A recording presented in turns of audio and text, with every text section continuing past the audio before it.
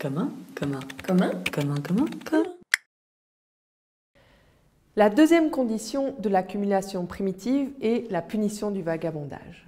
Pendant la période féodale, de nombreuses luttes éclatent aux quatre coins de l'Europe pour résister au mouvement des enclosures et à la privation des terres. Ces luttes vont être fortement réprimées. Et suite à la perte du droit d'usage des communaux, une partie de la population va choisir ou va, par la force des choses, devenir vagabond. Les enclosures obligent en effet au travail salarié pour un seigneur. Certains paysans préfèrent devenir vagabonds et réaliser un travail saisonnier plutôt que de se plier à ce nouveau mode de vie restreignant leur liberté individuelle et collective. Le travail salarié était effectivement très mal perçu au début de la période capitaliste. À partir du XIVe siècle, le vagabondage sera puni par la loi. Le peuple doit être convaincu que le travail salarié est le seul moyen de subsistance qui vaille.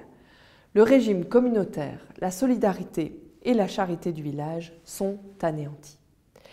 Des lois vont alors punir ce vagabondage et, une fois encore, priver une partie de la population de revenus saisonniers gagnés grâce au nomadisme d'une région à l'autre.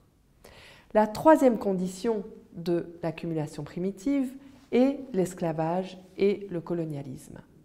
Parallèlement à ces transformations vécues en Occident par les plus pauvres, le colonialisme réalise son travail de sape des sociétés traditionnelles dans les pays conquis. L'esclavage devient le moyen par excellence pour rentabiliser au maximum les ressources de ces nouveaux territoires. Le capital accumulé en exploitant les richesses des colonies servira au développement du capitalisme en Occident. L'exploitation de l'homme par l'esclavage deviendra un modèle pour la main-d'œuvre occidentale au début de la révolution industrielle. La quatrième condition de l'accumulation primitive, et c'est Silvia Federici qui ajoute cette quatrième dimension à celle de Marx, est l'asservissement systématique des femmes. Dans l'ouvrage, l'auteur montre la position que les femmes avaient dans la société au Moyen-Âge.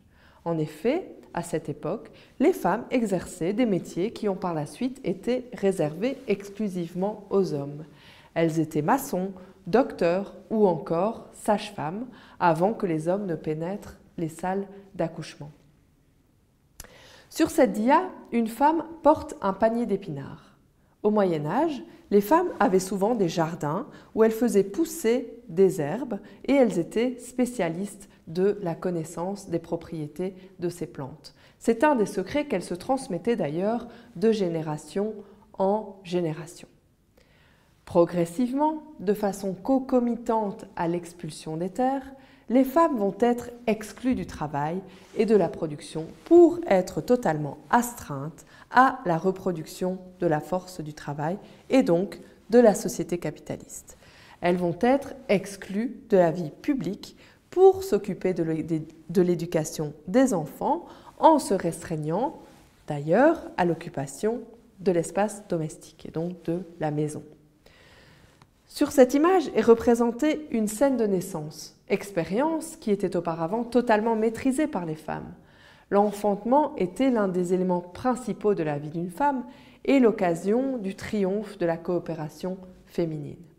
Et progressivement, dans ce mouvement vers le capitalisme, étant donné qu'il y a une volonté de contrôler davantage les naissances pour pouvoir reproduire la force de travail qui sera et deviendra le prolétariat pendant la révolution industrielle, les femmes vont être exclues de toutes les étapes de l'enfantement.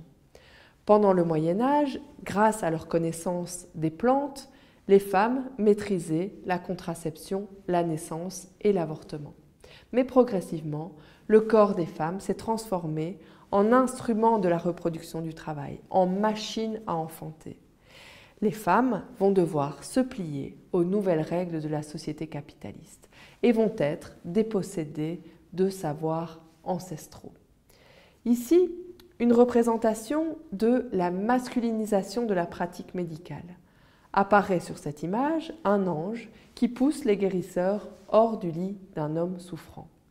Sur la bannière, il est écrit « Populars errors » ou « Erreur populaire ».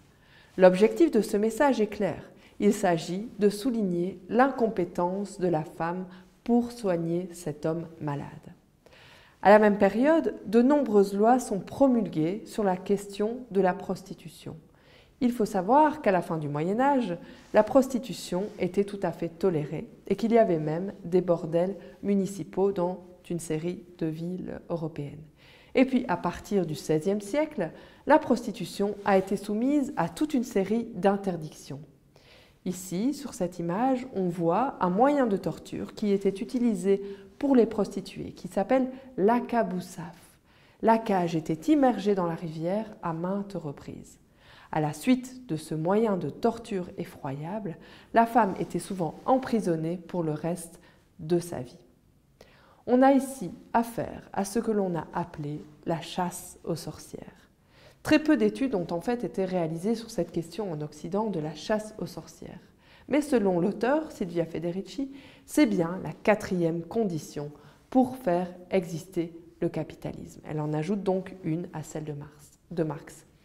Une des conditions d'existence du capitalisme était en effet de diviser fortement les hommes et les femmes dans les mouvements de lutte pour la terre qui ont pu exister parmi les paysans pendant la période féodale. Comme nous l'avons montré, durant la période féodale, les femmes étaient beaucoup plus intégrées à la société et étaient des acteurs majeurs de ces luttes paysannes pour accéder à la terre.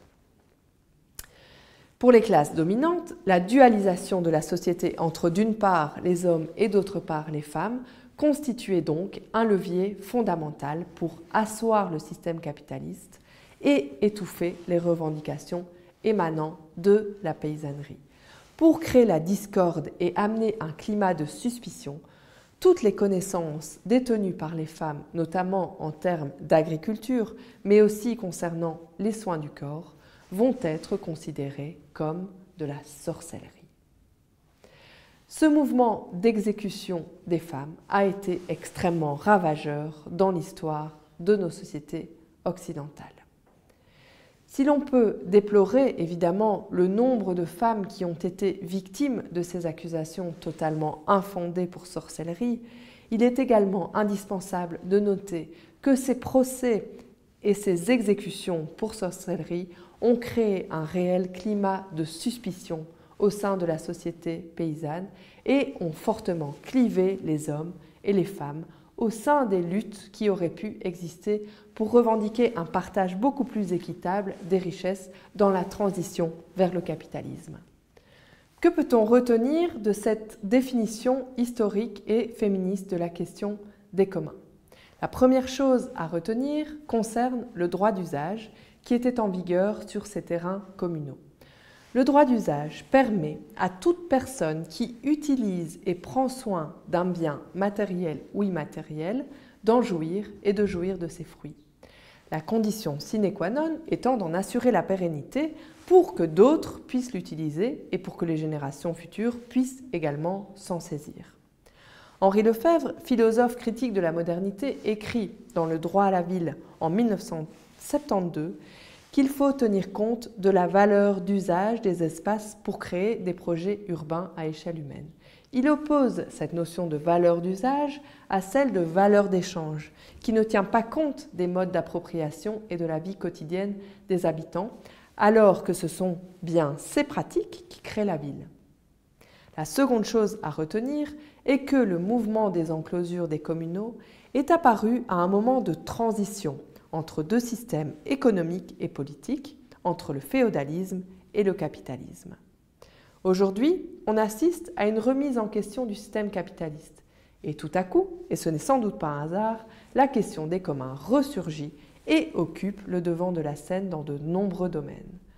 Au travers de différentes études de cas que nous allons découvrir ensemble, nous verrons que la question des communs traverse toute une série d'initiatives contemporaines et remet fondamentalement en question le paradigme capitaliste de rentabilité immédiate. Ces remises en question ouvrent à de nouvelles possibilités pour penser des espaces qui accueilleront la sociabilité de demain.